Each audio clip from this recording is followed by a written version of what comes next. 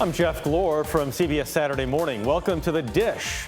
From royal recipes to celebrity cookbooks, we're bringing you an episode full of our favorite chefs' culinary creations. We start here in New York City, where basketball superstar Shaquille O'Neal tells CBS Morning's anchor Gayle King about his first cookbook.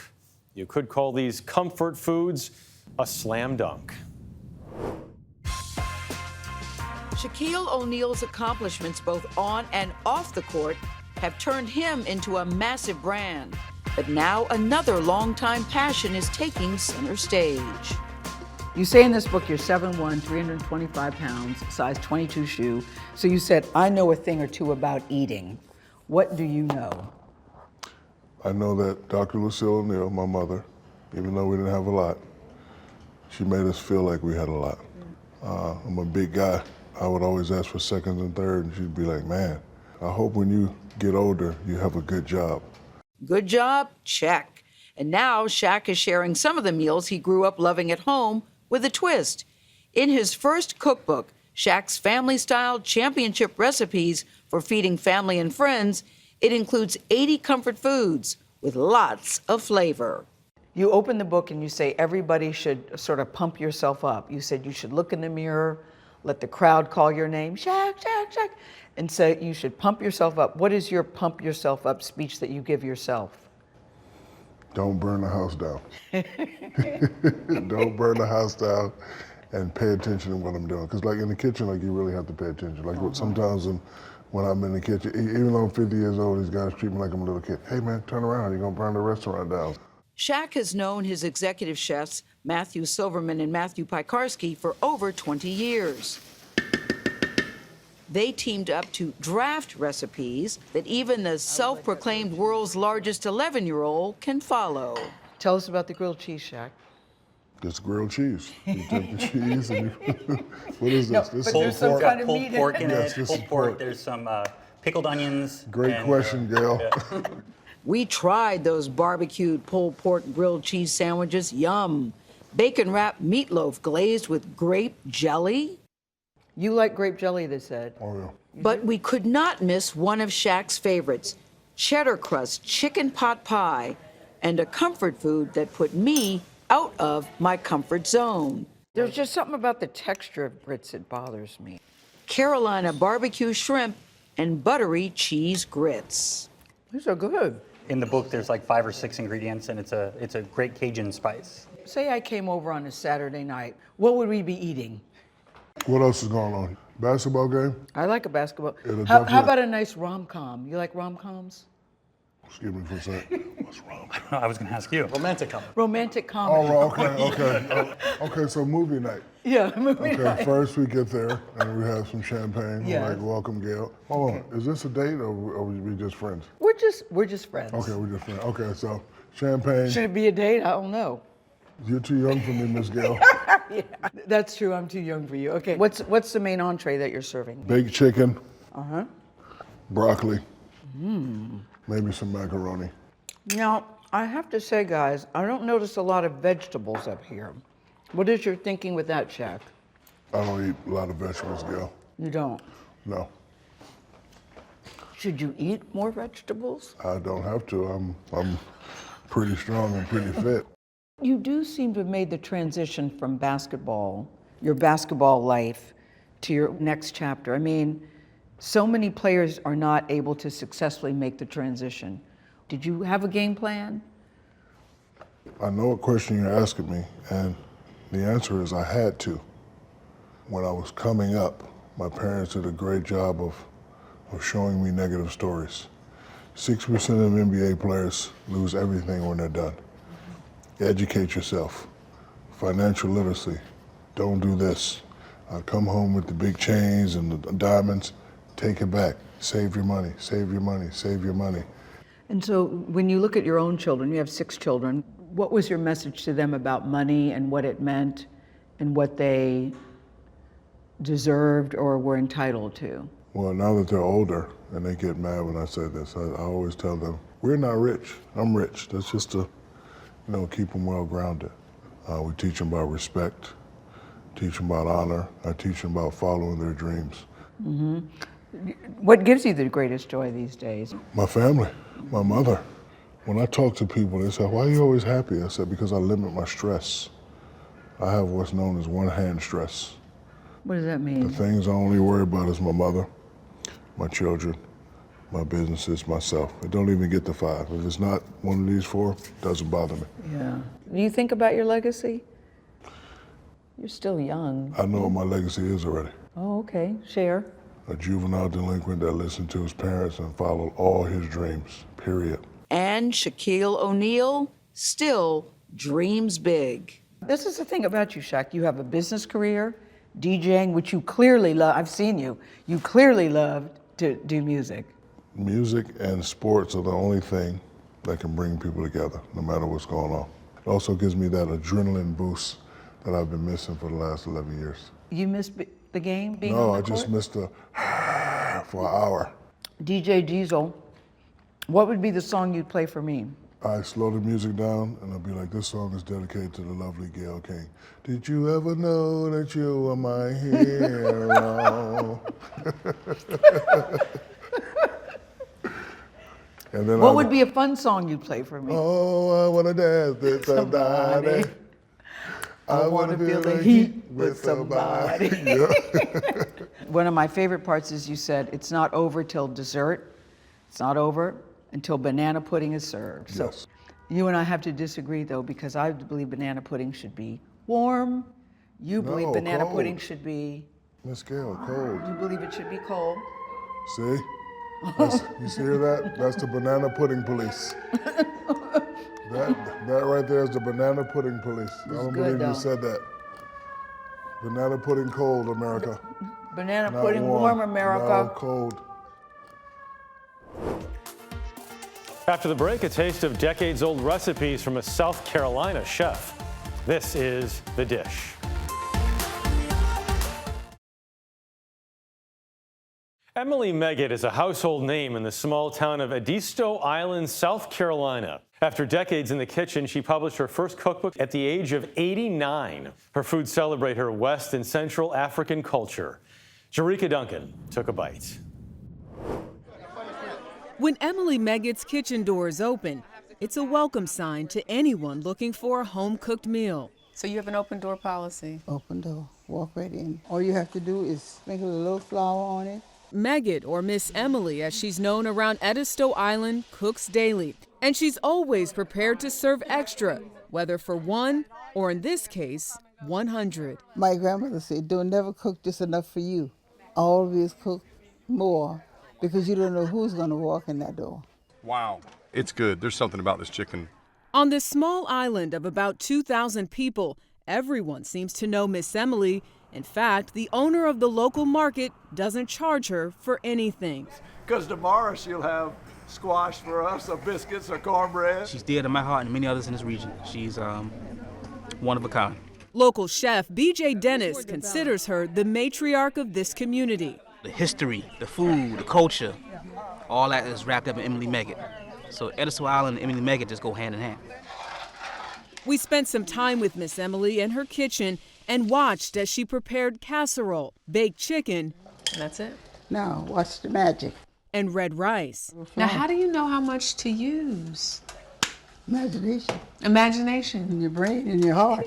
From okra to yellow squash, salt pork, and seafood, Miss Emily's Gullah Geechee culture has influenced all of her cuisines. This is good. It's a culture that goes back to her enslaved ancestors, whose experience growing rice in Africa allowed South Carolina's Low Country's economy to flourish. To this day, red rice is a Gullah staple. Where does your love for cooking come from? My grandmother was a cook, and she taught me how to cook because I didn't like going out in the field to work. So she would say, you stay home and you cook, clean the house, and then bring us our lunch. At the age of 22, Emily took a job at this mansion. She washed dishes for the Dodge family, earning just $11.15 a week. It was fun. It was fun. Yes, it was. Yeah. Until I had to do that cooking. What was the hardest dish for you to get right when you first started? That really? biscuit. The biscuit was the toughest one. Oh, couldn't get that biscuit right for nothing. But the head cook at the house, a Gullah woman named Julia Brown, helped Meggett with a dash of tough love. If I didn't do it right, she would throw it in the garbage can. She said, you're going to do it right, and if you don't do it right, you're going to do it over again. And I did it over and over, but I got it right. She spent nearly 50 years working there, 12-hour days, all while she and her late husband, Jesse, raised 11 children. How did you do it? I guess by the grace of the good Lord.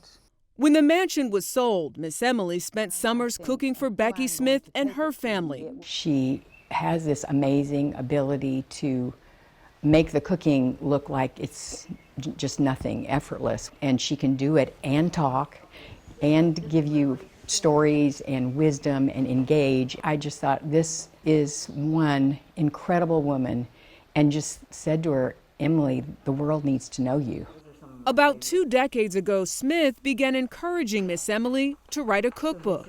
But that meant reverse engineering nearly 200 dishes, taking recipes from Miss Emily's imagination and putting them to paper. The result, Miss Emily's life, her cooking, and culture all boiled down to this 282-page book. The community threw a party for their favorite cook turned author, with people lining up, not for a meal, but for an autograph. It was amazing. It's the most wonderful thing to see someone who's lived her life just in such a quiet yet powerful way be so honored. It's the most wonderful thing to witness. On behalf of the American people, I extend my heartfelt appreciation to you. She received the President's Volunteer Service Lifetime Achievement Award. You did it all.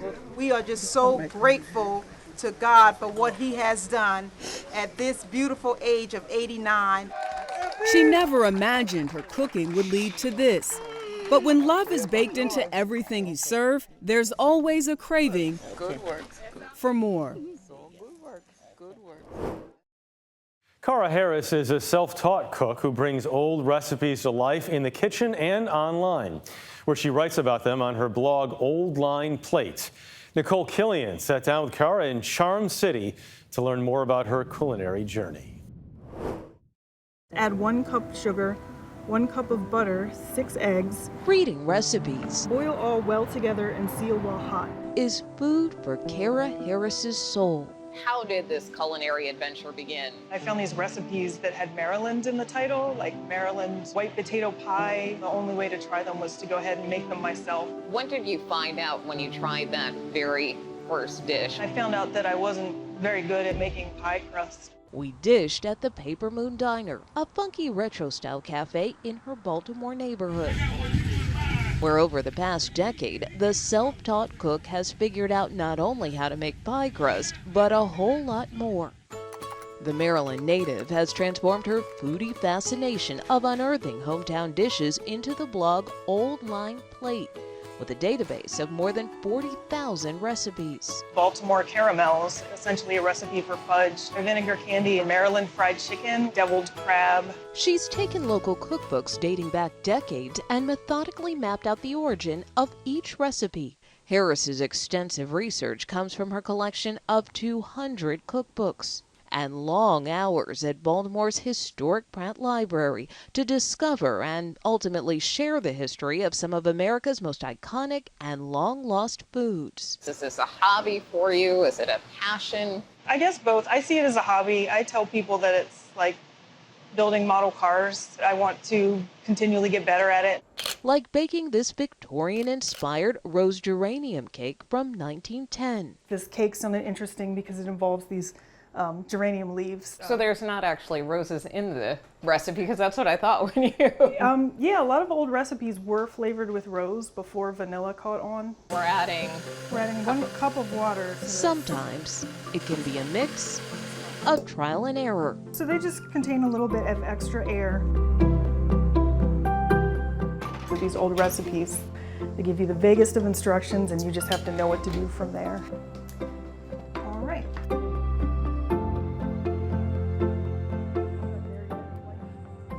This is very delicious. It's very light.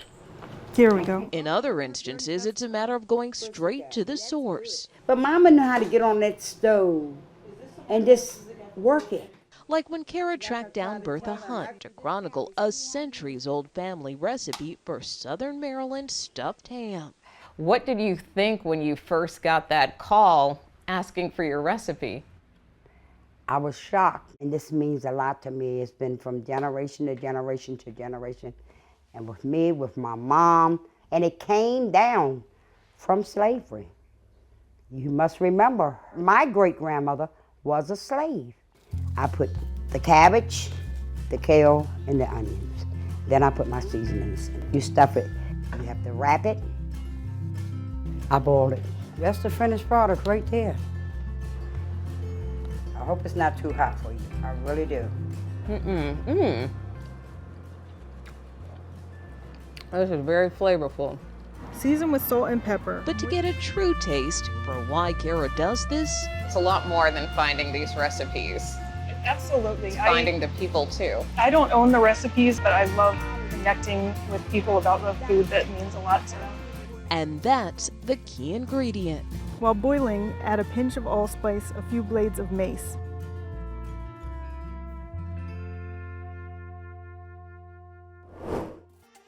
Coming up, we head across the pond to have a cup of tea with a former royal chef.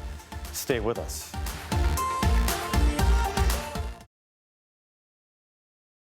Carolyn Robb was appointed the first female personal chef to Prince Charles and Princess Diana in 1989. Roxana Saberi went to the English countryside to chat with her about her latest cookbook, Tea at the Palace. At home in the English countryside, Carolyn Robb recreates sweet memories. It is like art, isn't it? It is, yes. Really simple ingredients, but presentation counts for so much. Inspired by the places she used to live. It's beautiful. And work. The South African chef perfected her skills at Kensington Palace, a residence for generations of royalty, and where she landed her first job at age 21, right out of culinary school. You must have had a very good job reference. I was the lucky one. They were impressed. I think so, yes. As part of her training, Robb got a crash course in royal protocol. What are some of those protocols? The first time you see a member of the royal family each day, you curtsy to them, which can be a bit awkward if you're in the kitchen with a potato peeler in your hand. You just hide it behind you. Exactly. 2 years later, she got the top job at the palace as the first female personal chef to Prince Charles and Princess Diana, and their sons, William and Harry. How intimidating was it to work for the Prince and Princess of Wales? I was so inspired by the job, I just threw myself into it and didn't stop to think about the daunting side of it. Robb was at Kensington Palace in 1997 when the young princes had to deal with the untimely death of their mother. There was very little that anybody, certainly in my position, could really do. But to know that the food was the best it could possibly be, and the fact that the kitchen was always a warm and happy and welcoming place. Robb aims to bring the comfort of cooking to everyone's home, with 50 recipes to celebrate the very British tradition of afternoon tea. The ritual is marked in style every summer at the Queen's garden parties, where the monarch invites thousands of members of the public to tea. A Victoria sandwich is something that would always be served at a garden party. It's a very simple sponge, butter, sugar, eggs, flour, some vanilla. What began in the 1840s as a mid-afternoon slice of cake, when one of Queen Victoria's ladies-in-waiting complained of a sinking feeling while waiting for dinner, has evolved into what can be an elaborate feast. Let's try these meringues that you prepared. The creme fraiche with the fruit hopefully cuts through the sweetness of the meringue a little. You used to make these with the princes? Yes, they love a piping bag full of meringue, and some of it ended up on the tray and in the oven. Yeah. And some of it Some never of it, made it that far. No. With a range of sweet delights, from melting moment biscuits to cacao, date, and almond nuggets. Dates pack a punch. They do, don't they? Robb hopes her royal recipes do more than just satisfy a sweet tooth. I hope it's just all part of a bigger experience, spending time with family and friends, and enjoying some treats, something a bit special, something that you don't have every single day.